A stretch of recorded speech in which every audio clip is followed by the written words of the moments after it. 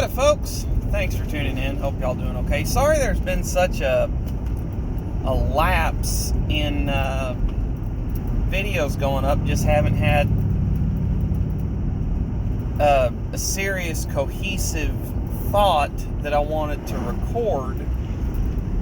Past few weeks been a little bit of things going on. I do have a project that's in the works that I am going to be showing on here. I just haven't had the time to video it yet.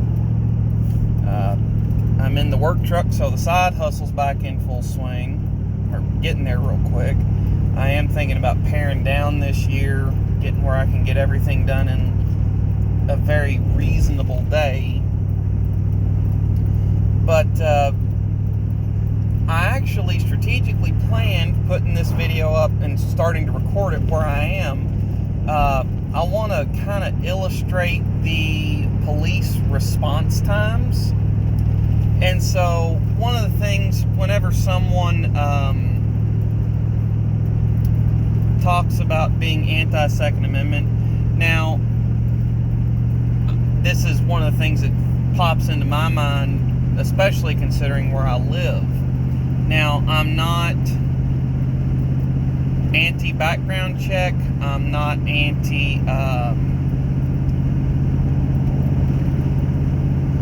I've told you the way that in a previous video on red flag laws, I told you the way that those would have to go into effect in order to not violate anyone's rights of presumption of innocence until proven guilty, or Second Amendment rights or anything like that. So I've gone through all that, and I'm for reasonable gun control measures, but I define them differently than a lot of the people that are currently attempting to advance gun law. I do think that not enough emphasis is placed on when guns protect innocent people. Conservative estimates put it anywhere between 1.5 million to 3 million defensive uses of a firearm per year. Now, I've said before, I live in a very small one red light town, and right now I am coming out on a road at an intersection that is directly across from the local police officer's house. You see his car parked here all the time. I come from a one stoplight, one cop car town. So I am now turning directly across from his house. Cop car's not there. He might be at City Hall or running a speed trap or getting gas. He doesn't get very far most days. He might have to go over to the county seat sometimes. This town is not. But he's not a incredibly busy police officer from what I've seen. So you know exactly where I drove past his house.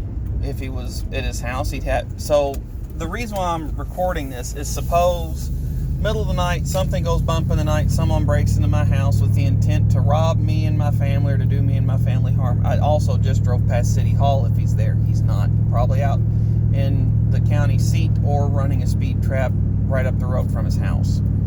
So the reason I'm recording this is to demonstrate the response time of 911 services. So someone kicks in my door in the middle of the night, and suppose there just were no Second Amendment and there was no lawful way to own a good weapon for self-defense.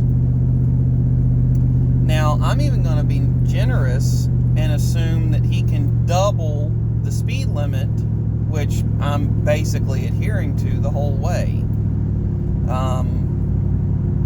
And there's one spot where I actually drive significantly under because I'm coming into a rather tight turn for a truck with a trailer and equipment on it. And I've got a turn in the middle of that corner. So I'm not driving fast by any stretch of the imagination. The majority of the distance, I'm in a 35 mile an hour speed limit zone. There's one spot where the speed limit does go to 55, and get up to that for just a minute, but then as soon as you do, you're slowing down because you're right back on a 35 mile an hour zone after the next turn. And on top of that, I don't even know if this guy would take a 911 call where we live, because we are outside of the city limits and he is a city cop. So the response time could be much, much longer. I am now going approximately 13 miles an hour under the posted speed limit because I'm coming up onto that tight turn and then into the turn onto the next road. But that's something that never clicked with me. Like, suppose 3 or 4 people come in to my house middle of the night. Suppose 2. Suppose 1 and he's armed. Suppose 2 and one of them's armed. Whatever, I don't care. I want the ability to defend myself and my family with whatever force is necessary, and I'm going to assume it's lethal force if they kick the door in, because they obviously didn't care about the lock. So that said, I think that the ability to even just point a fully loaded semi-automatic weapon at them with enough rounds to guarantee stop them is a good thing. And if they stop, then they will stay there. I will have someone there call the police. They will show up and arrest them. And if they don't stop there, I'm going to assume they intend to do myself and my family harm, based on Kentucky's Castle Doctrine, that once you're in your house, you can defend your life and your property with lethal force, as well as the lives of those in your house. I'm now turning on to the road that I reside, and it's a 35 mile an hour. Now, if I looked at the time when I drove past City Hall on this video, and it was about 4 minutes, 15 seconds in. I'm now 3 minutes into that, and that's assuming that he could do double, so we're a minute and a half into his drive to my house. But there are places on here where you could not double the speed limit. I'm coming into a turn right now that you just couldn't. And there's several more. There's one where if he tried to double the speed limit on this road, he would end up flying into a field in a tree line. Because the road, you're down in a valley, the road starts going uphill, makes a left-hand turn, and then it falls off. And there's 2 or 3 places like that on this road.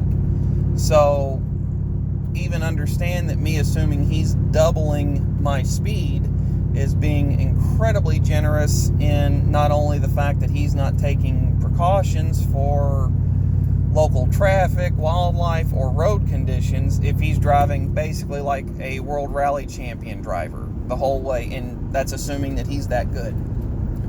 So it could be done, but I don't know people that could do it. I won't do it, and I've been driving this road for 15 years. No, 17 years. In cars that probably handle better than a standard issue police vehicle in some cases. So we just crossed the 4-minute mark, and I am about halfway down the road that I live off of to my half-mile long driveway that not everybody realizes is a half-mile long driveway. And it's technically a county road, but you don't get there by going, you can't get anywhere except for my house by going down it. There's 2 neighbors that own adjoining pieces of property to mine. Both of them happen to be family members. You can access various pieces of their property off my driveway, but that's it. 3 people have an interest in that driveway as far as being able to go down it to access their personal property.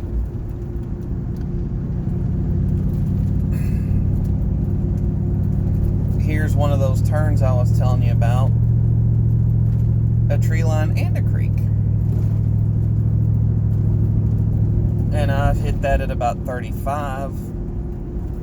I think the fastest I've ever gone around that was about 50, and it got pretty light and I was being a little stupid, and I realized that was a little stupid when I got around that turn. And then there's the last one. Now, another thing, my driveway is not the easiest thing to find. The street sign for it got taken out by a drunk driver a few years back, and so there's one 50 feet off the public road, and your headlights wouldn't hit it driving out here at night. I am now on my driveway, and I am at, what, 6.5 minutes now? Be close to 7 by the time I get to the house. Half mile long, not that long. So, be 6.5, 6.75 minutes. And I am right now approaching my house. I just drove past it. I got to park this thing over off to the side a little bit. So, yeah, I just now drove past my house. So, and we're in park, so 7 minutes dead, so 3 minutes and 30 seconds if he could double my average speed the whole way, which I doubt.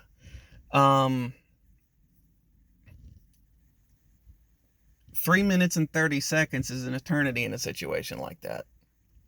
Thankfully, I've never been in one, but imagine one armed bad guy, two bad guys coming into my house to do me and my family harm. A lot of bad stuff could happen in that amount of time. That's why I choose the Second Amendment. Y'all take care. Thanks for tuning in. Catch you next time.